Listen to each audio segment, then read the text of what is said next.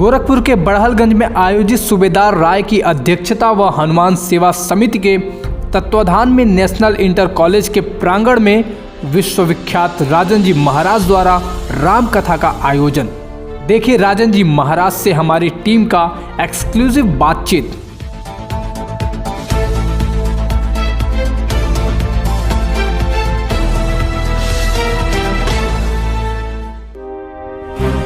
जी हाँ, आप देख रहे हैं उत्तर प्रदेश का सबसे भरोसेमंद news channel UP news live 24 सच का साथी। गोरखपुर जिले के दक्षिणांचल में चिलूपार बड़हलगंज में चल रहे राम कथा का आयोजन किया गया है, जहां हजारों की संख्या में श्रद्धालु पहुंच रहे हैं तथा कथा का आनंद प्राप्त कर रहे हैं। वहीं प्रसिद्ध राष्ट्रीय कथावाचक व अंतर्राष्ट्रीय ख्याति प्राप्त प्रेम मूर्ति प्रेम भूषण जी महाराज के परम शिष्य राजन जी महाराज के मुखार बिंदु से राम कथा श्रद्धालुओं के बीच हो रहा है। वहीं यह आयोजन सूबेदार राय की अध्यक्षता में व हनुमान सेवा समिति के तत्वाधान में नेशनल इंटर कॉलेज बड़हलगंज के प्रांगण में लोगों की उमड़ी भीड़ भी देखने को मिल रही है। कार्यक्रम को सफल बनाने में कुछ सहयोगियों का भी बड़ा हाथ है, जो कि कुलदीप राय, अजीत राय, उपेंद्र तिवारी, अभिषेक ओझा, राजीव राय, अजय राय आदि के कुशल सहयोग में यह 9 दिवसीय श्री कथा आयोजित हो रही है। खबर बनने तक यह कथा का 7वां दिन था, जिसके समापन के उपरांत राजन जी महाराज ने हमारे यूपी न्यूज लाइव 24 की टीम से एक्सक्लूसिव बातचीत करते हुए हमारे सवालों के जवाब दिए, जिसका वीडियो बाइट हम आपके समक्ष प्रस्तुत करते हैं। मेरा नाम एशियन दुबे, मेरे साथ कैमरा पर्सन के रूप में प्रशांत तिवारी हैं। आज हम यहाँ माँ सरयू तट पे गोरखपुर के धरा पे चिल्लूपार बड़हलगंज में नेशनल इंटर कॉलेज की फील्ड में 9 दिवसीय कथा कार्यक्रम में उपलब्ध हुए हैं, जहां पे विश्वविख्यात राष्ट्रीय कथावाचक राजन जी महाराज अपने मुखार बिंदु से अपनी बातों से श्रोताओं को अभिभूत कर रहे हैं और निरंतर यहाँ पे भीड़ लगी हुई है। लोग हजारों की संख्या में, पूरे श्रोतागण जो है बिल्कुल मंत्रमुग्ध होकर के आपको श्रवण कर रहे हैं। मैं आपके समक्ष ऐसे महान विभूति, ऐसे विश्वविख्यात व्यक्तित्व से रूबरू कराना चाहता हूँ। मेरे समक्ष स्वयं महाराज जी हैं, राजन जी महाराज। सबसे पहले महाराज जी आपका मैं अपने चैनल के माध्यम से बहुत बहुत धन्यवाद दूंगा कि आज आपने हमारे चैनल को समय दिया, इसके लिए आपको कोट कोट धन्यवाद। महाराज जी, इसी क्रम में जो हमारी व्यक्तिगत एक पीड़ा है, मैं एक सवाल आपसे पूछना चाह रहा हूं। जैसे हमारी जो सनातन संस्कृति है, सनातन धर्म है, तो सनातन धर्म में शायद कुछ लोगों को पता होगा, कुछ लोगों को नहीं पता होगा कि हमारा 9 वर्ष नूतन वर्ष होता कहाँ से है, प्रारंभ कहाँ से होता है। लेकिन हमारे समाज में अपने अंग्रेजी नूतन वर्ष को, अंग्रेजी नए वर्ष को लोग अपना वास्तविक नूतन वर्ष के रूप में खुशियां मनाते हैं, और निस्संदेह कुछ लोग मनाना चाहते भी हैं, कुछ न चाहते हुए भी, कि भाई सामाजिक उपहास ना हो, सामाजिक बुराई ना हो, इसलिए वो भी जो है एक दूसरे के साथ भीड़ का हिस्सा बनने का कार्य करते हैं। ऐसी स्थिति में महाराज जी, आपका क्या सुझाव हमारे चैनल के माध्यम से, या इस बिंदु पे आप क्या कहना चाहेंगे? सबसे पहले तो आपके समस्त श्रोताओं को मेरा सादर प्रणाम। जय सिया राम। सनातन संस्कृति में हमारा नूतन वर्ष चैत्र शुक्ल प्रतिपदा से प्रारंभ होता है, जिसको हम लोग चैत्र रामनवमी कहते हैं। प्रतिपदा से नवमी तक चैत्र, पहले कृष्ण पक्ष आता है चैत्र का, उसके बाद शुक्ल पक्ष आता है। जो चैत्र का कृष्ण पक्ष पिछले वर्ष में चला जाता है, और आधा चैत्र बीतने के बाद जब शुक्ल पक्ष प्रारंभ होता है, तो शुक्ल प्रतिपदा से सनातन धर्म का नूतन वर्ष प्रारंभ होता है। सामान्य रूप से आप देखिए तो अभी जो अंग्रेजी नूतन वर्ष गया अंग्रेजों का, वस्तुतः इस समय कुछ भी नूतन नहीं है। कड़ाके की सर्दी है, ठंड है, लोग अपने अपने घरों में रजाई के भीतर किकुड़ रहे हैं। सब कुछ चारों तरफ आपको मुरझाया मुरझाया सब कुछ दिखेगा। सूर्य नारायण नहीं दिखाई पड़ते हैं, लेकिन जब अपना नूतन वर्ष आता है तो पूरी प्रकृति नवीन आपको दिखाई पड़ती है। खेत में नया अनाज रहता है, पेड़ पौधों पर नए नए पत्ते रहते हैं, नया पुष्प रहता है, नया फल रहता है, शीतल मंद सुगंध हवाएं बहती हैं।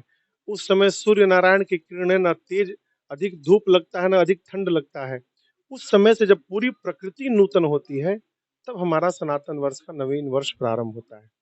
अब रही बात मनाने की, तो कई लोग जानते भी नहीं है कि सनातन धर्म का नूतन वर्ष क्या है। कुछ लोग जानते भी हैं तो परिवेश ऐसा है, माहौल ऐसा है कि उसमें वो रह रहे हैं तो लोग बधाई दे रहे हैं। यदि किसी ने बधाई दिया तो आप उसको मौन तो नहीं रह सकते हैं। तो वहाँ पर अभी एक नया स्वरूप सामने आया कि लोग कहते हैं अंग्रेजी नूतन वर्ष की आपको बधाई हो।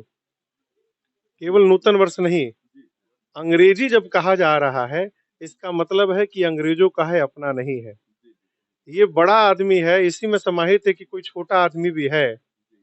तो अंग्रेजी नूतन वर्ष कहा जा रहा है, इसका मतलब लोगों को याद है कि हमारा नूतन वर्ष नहीं है, हमारा नूतन वर्ष चैत्र शुक्ल प्रतिपदा से आएगा।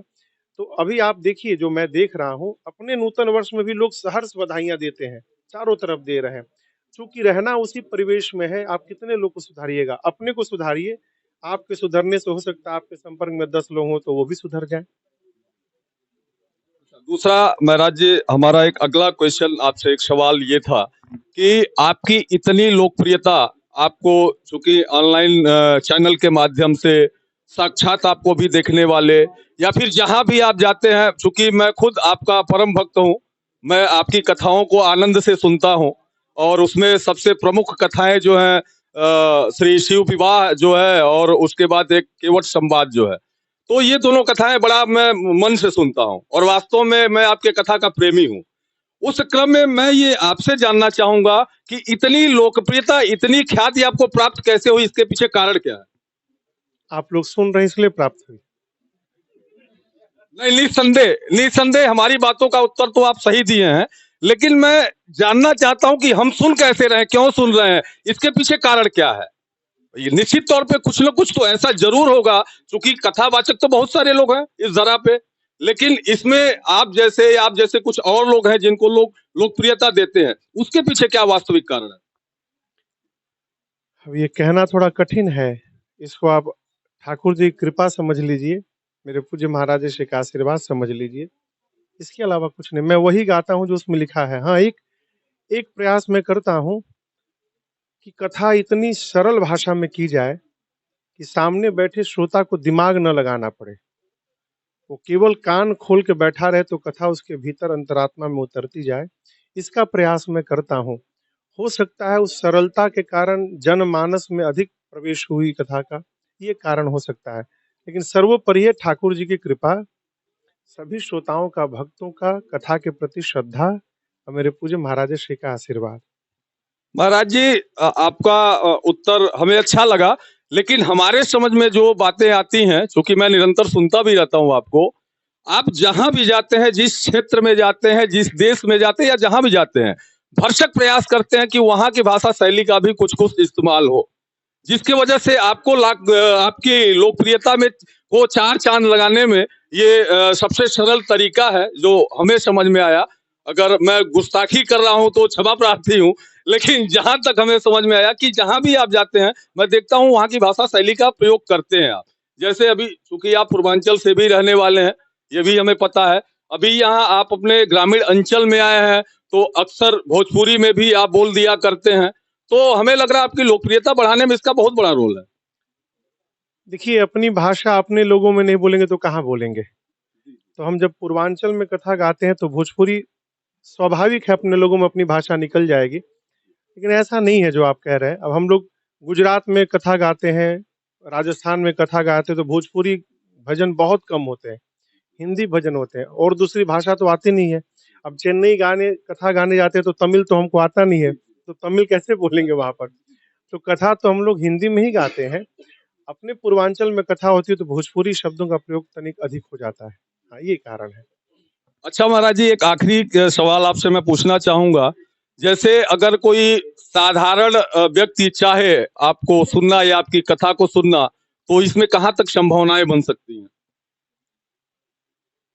जितने साधारण मतलब हमारी बात समझे ना, जैसे आर्थिक तौर पे इसमें अर्थ बहुत बड़ा अर्थ प्रधान है, तो उसके लिए आपका क्या जवाब? सुनने के लिए तो कोई शुल्क शायद नहीं है पंडाल में। नहीं, सुनने के नहीं, आपको ससम्मान जैसे यहाँ पे आप आए हैं बुला करके आपकी व्यवस्थाओं के साथ, मतलब उस तरीके से क्या सहयोग आपको उस भक्त के लिए होगा, उस श्रोता के लिए होगा, उस क्रम में मैं पूछना चाह रहा हूँ। पहली बात समझिएगा इसको कि कथा अर्थ से नहीं होती, कथा श्रद्धा और भाव से होती है। जिसके पास अरबों की संपत्ति है वो कथा करा लेगा, इस भ्रम में न रहे वो। यहाँ जितने लोग आयोजन में जुड़े हुए हैं कोई अरबपति खरबपति नहीं है, सारे लोग सामान्य लोग हैं। श्रद्धा यदि आपके पास है तो आप लोगों को एकत्रित करके कथा का आयोजन करा लेंगे। यदि भगवान आपको क्षमता दिए हैं, हर चीज का एक मानक है, हर चीज का एक मानक है। अब जैसे यहाँ कथा हो रही है, कम से कम 15,000 लोग हैं पंडाल में। पहले 200 फुट पंडाल था, तीसरे दिन 100 फुट और बढ़ाया गया। अब पंडाल तो आएगा तो उसमें अर्थ लगेगा ना, वो बिना अर्थ के तो लगेगा नहीं। आप खुले में तो लोग को बिठा नहीं सकते, तो जो एक निश्चित खर्च है वो तो करना ही पड़ेगा आपको। यदि ठाकुर जी ने आपको समर्थवान बनाया है तो आप स्वयं करिए, नहीं बनाया है और यदि आपकी श्रद्धा निश्चित है, अटल है, तो ठीक भगवान ही आपको आपके साथ लोगों को जोड़ देंगे और आप एक आयोजन करा लेंगे। महाराज जी, चूंकि व्यक्तिगत मेरी भी इच्छा है कि मैं आपको एक बार अपने गांव समाज में बुलाऊं, इसीलिए हमारा ये सवाल था।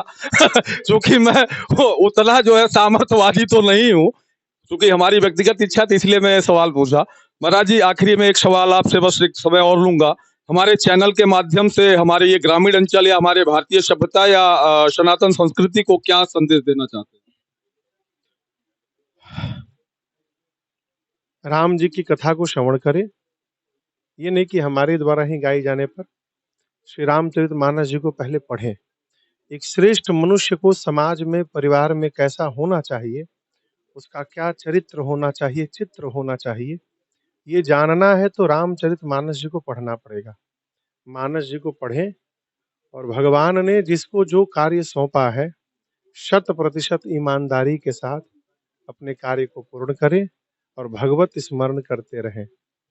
जी, बहुत बहुत धन्यवाद। आप अभी सुन रहे थे विश्व विख्यात कथावाचक, प्रसिद्ध कथावाचक राजन जी महाराज को। हमारे चैनल यूपी न्यूज लाइव 24 सच का साथी के माध्यम से आप मुखातिब हो रहे थे। मैं यहाँ बड़हलगंज की धरा गोरखपुर, जो गोरखपुर के दक्षिणांचल में उपलब्ध है, माँ सरयू तट के किनारे बड़हलगंज सिल्लू पार के नाम से भी जाना जाता है। आप यहाँ से साक्षात रूबरू हो रहे थे महाराज जी से। मैं एस दुबे, मेरे साथ कैमरा पर्सन प्रशांत तिवारी। बहुत बहुत धन्यवाद। आप देख रहे थे उत्तर प्रदेश का सबसे भरोसेमंद news channel UP news live 24 सच का साथी। तो प्रिय दर्शकों, अगर ये न्यूज़ आपको पसंद आती है तो वीडियो को लाइक करने के ही साथ चैनल को सब्सक्राइब कर लें और कमेंट बॉक्स में अपनी राय जरूर बताएं। धन्यवाद।